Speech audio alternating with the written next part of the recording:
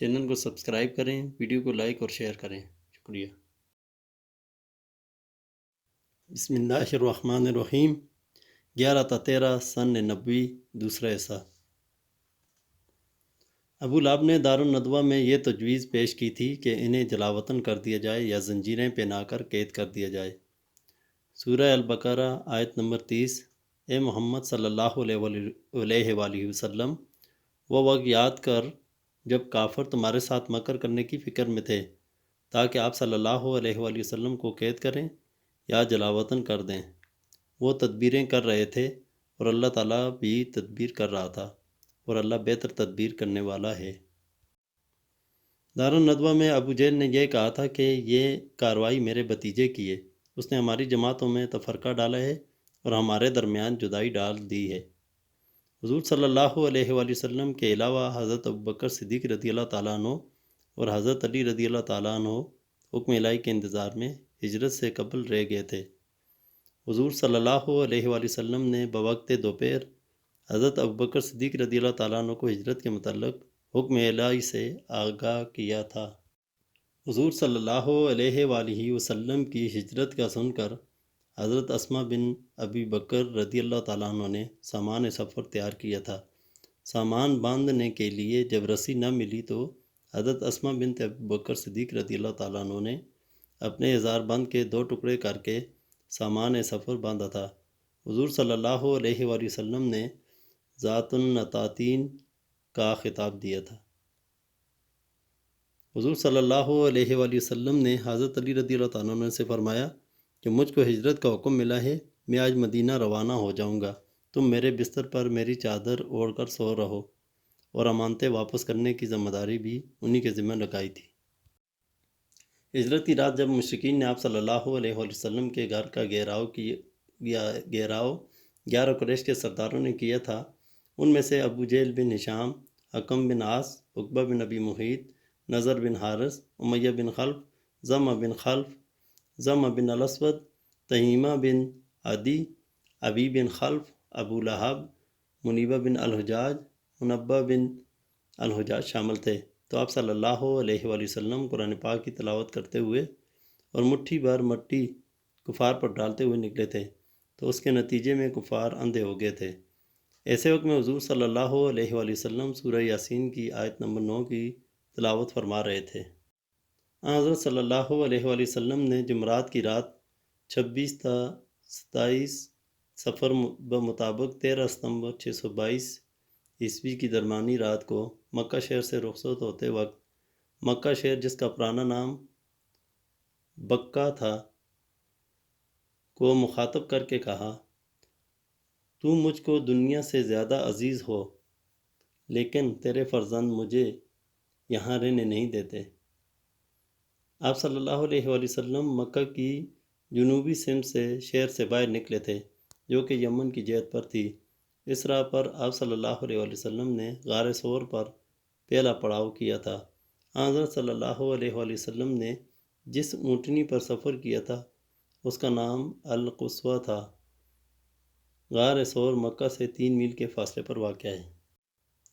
حضور صلی اللہ علیہ وآلہ وسلم کو حضرت ابوبکر صدیق رضی اللہ تعالیٰ عنہ نے اپنے کندھوں پر اٹھایا، جبکہ پیدل چلنے کی وجہ سے آپ صلی اللہ علیہ وآلہ وسلم کے پاؤں مبارک زخمی ہو گئے تھے۔ غار ثور میں پہلے ابوبکر صدیق رضی اللہ تعالیٰ عنہ داخل ہوئے اور غار ثور میں موجود تمام سوراخوں کو اپنی چادر کو پھاڑ کر بند کر دیا، تو ایک سوراخ باقی بچا، اسے آپ نے اپنی ایڑی سے بند کر دیا تھا۔ غار ثور میں جب آپ صلی اللہ علیہ وآلہ وسلم آپ کے ران مبارک پر سر رکھ کر سو رہے تھے تو اس وقت سانپ نے آپ کی ایڑی کو ڈسا تھا، جس سے شدید تکلیف کی وجہ سے حضرت ابوبکر صدیق رضی اللہ تعالیٰ عنہ کی آنکھوں سے آنسو بے اختیار نکلے۔ حضور صلی اللہ علیہ وسلم کی رخسار مبارک پر گرے تو آپ صلی اللہ علیہ وسلم کی آنکھ مبارک کھل گئی تھی۔ سانپ کے ڈسنے کا مقصد آپ صلی اللہ علیہ وسلم کا دیدار کرنا تھا۔ ہجرت کے وقت آپ صلی اللہ علیہ وسلم کی عمر مبارک 53 سال تھی۔ حضرت عبداللہ بن ابی بکر رضی اللہ تعالیٰ عنہ شام کو تمام خبریں آپ صلی اللہ علیہ وسلم اور حضرت ابوبکر صدیق رضی اللہ تعالیٰ عنہ کو جا کر بتاتے تھے، اور رات بھی وہیں گزارتے تھے۔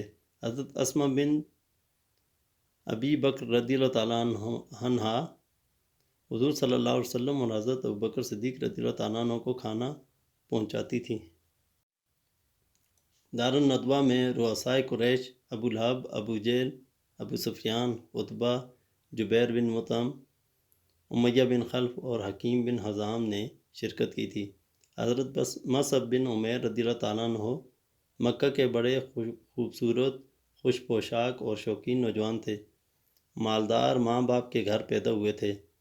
اسلام لاتے ہی ماں باپ دشمن ہو گئے۔ مدینہ میں تبلیغ اس شان سے اور آن بان سے کرتے تھے کہ کندھے پر کمبل کا ایک چھوٹا سا ٹکڑا ہوتا تھا جسے سامنے کی طرف ببول کے کانٹے لگا کر اٹکا لیا کرتے تھے۔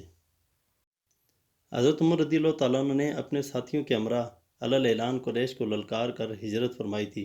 حضرت عباس رضی اللہ تعالیٰ عنہ جو مدینہ ہجرت کر گئے تھے، ابو جہل انہیں دھوکہ سے واپس لے آیا اور قید میں ڈال دیا تھا۔ اللہ تعالیٰ نے حضرت میکائیل علیہ السلام کو اپنی ملائک کی فوج کے ساتھ حضور صلی اللہ علیہ وآلہ وسلم کی حفاظت کا ذمہ سونپا تھا۔ عامر بن فامیرہ رضی اللہ تعالیٰ عنہ شام کو بکریاں چراتا ہوا لے کر آتے تھے اور بکری کا دودھ دو کر حضور صلی اللہ علیہ وآلہ وسلم کی خدمت میں پیش کرتے تھے۔ قرظ بن علقمہ خزاعی جو کہ کھوجی تھا، قریش مکہ کو غار ثور کے دانے تک لایا تھا۔ حضرت ابوبکر صدیق رضی اللہ تعالیٰ عنہ اس وقت کھوجی قریش کو دیکھ کر گھبرا گئے تھے، تو رسول اللہ صلی اللہ علیہ وآلہ وسلم نے انہیں یہ کہہ کر گھبراؤ نہیں، اللہ تعالیٰ ہمارے ساتھ ہے، یہ الفاظ سورہ توبہ کی آیت نمبر 40 میں آئے ہیں، جہاں آپ صلی اللہ علیہ وسلم نے 3 دن اور 4 رات قیام کیا تھا۔ حضور صلی اللہ علیہ وآلہ وسلم نے پیر کی رات یکم ربیع الاول کو غار ثور سے سفر شروع کیا تھا۔ حضور صلی اللہ علیہ وآلہ وسلم کا مکان قریش نے غصہ میں آ کر ضبط کر لیا تھا، جو کہ خدیجہ رضی اللہ تعالیٰ عنہا نے دیا تھا۔ کفار مکہ حضور صلی اللہ علیہ وآلہ وسلم کی تلاش کے لیے 100 سرخ اونٹ کا انعام مقرر کیا تھا۔ نبوت کے بعد آپ صلی اللہ علیہ وآلہ وسلم مکہ میں کل 13 سال رہے۔ طفیل دوسی قبیلہ دوست کا سردار اور شاعر سمجھ بوجھ کا مالک تھا۔ آپ صلی اللہ علیہ وآلہ وسلم نے اس کے حق میں یہ دعا کی تھی، اللہ تعالیٰ انہیں کوئی نشانی عطا فرمائے۔ چنانچہ اللہ تعالیٰ نے ان کے چہرے پر نور پیدا کر دیا۔ یہ دعا قبول ہوئی اور اس کے نور کی وجہ سے اس کو ذو النور کہا جاتا تھا۔ طفیل دوسی نے 11 سن نبی میں مکہ میں اسلام قبول کیا تھا۔ رکانہ عرب کا مشہور پہلوان تھا۔ رکانہ نے آپ صلی اللہ علیہ وآلہ وسلم سے نبوت کی دلیل مانگی کہ سامنے کا درخت چل کر حاضر ہو۔ جب درخت چل کر اس کے پاس آ گیا تو اس نے دوسری شرط یہ رکھی کہ حضور صلی اللہ علیہ وآلہ وسلم سے کشتی لڑنے اور جیتنے کی شرط لگائی تھی۔ آپ صلی اللہ علیہ وآلہ وسلم نے رکانہ سے کشتی لڑی اور آپ صلی اللہ علیہ وسلم 3 بار جیتے۔ جب اس کی شرائط پوری ہو گئی تو اس نے حسب شرائط اسلام قبول کر لیا تھا۔ زماز ازدوی ازد شنوا قبیلہ کا رئیس تھا۔ قریش کے کہنے پر آپ صلی اللہ علیہ وسلم کا نعوذ باللہ آسیب نکالنے آیا تھا۔ جب حضور صلی اللہ علیہ وسلم نے اسے اسلام کی دعوت دی تو وہ مسلمان ہو گیا تھا۔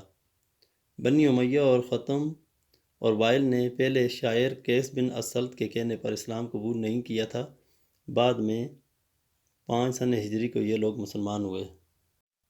حضور صلی اللہ علیہ وآلہ وسلم سے ایفائے عہد کا پیمان ابو الہیثم مالک بن تیہان رضی اللہ تعالیٰ عنہ نے کیا تھا۔ ہمارے اور یہودیوں کے تعلقات ہیں جو اس بیعت سے ٹوٹ جائیں گے، کہیں ایسا نہ ہو کہ کل آپ صلی اللہ علیہ وآلہ وسلم ہمیں بھی چھوڑ دیں اور اپنی قوم میں واپس چلے جائیں۔ حضور صلی اللہ علیہ وآلہ وسلم نے جواب دیا کہ تمہارا خون میرا خون ہے، تمہارا دشمن میرا دشمن ہے، تمہارا دوست میرا دوست ہے، میں تمہیں چھوڑ کر نہیں جاؤں گا۔ حضرت عباس رضی اللہ تعالیٰ عنہ بن عبادہ نزلہ نے بیعت عقبہ اولیٰ کے وقت یہ الفاظ کہے تھے کہ تمہیں خبر ہے کس بات پر بیعت کر رہے ہو؟ یہ عرب و عجم سے جنگ ہے، اس میں تمہارے اشراف قتل ہوں گے، تمہارے مال تمہارے ہاتھ سے جائیں گے۔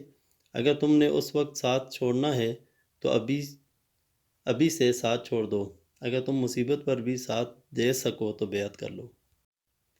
شیطان نے پہاڑ کی چوٹی سے چیخ کر اہل مکہ کو کہا تھا، اہل مکہ دیکھو، محمد صلی اللہ علیہ وسلم اور اس کے فرقہ کے لوگ تم سے لڑائی کا مشورہ کر رہے ہیں۔ حضرت عباس بن عبادہ رضی اللہ تعالیٰ عنہ: اگر حضور صلی اللہ علیہ وسلم کی اجازت ہو تو ہم کل ہی مکہ والوں کو اپنی تلوار کے زور دکھا دیں۔ حضور صلی اللہ علیہ وسلم نے فرمایا کہ مجھے جنگ کی اجازت نہیں۔